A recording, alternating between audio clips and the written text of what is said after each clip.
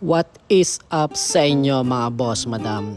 Ito ang aming second day training para dito sa South Style Auto Spa Car Wash and Detailing Services. By the way, ako nga pala si Adam at meron na akong almost 10 years na experience sa mundo ng pangdinegosyo. At marami na rin akong kamalian, kapalpakan na nagawa dito. At naniniwala pa rin ako na tatama at tatama din lahat ng ginagawa ko. Tara, magsimula na tayo.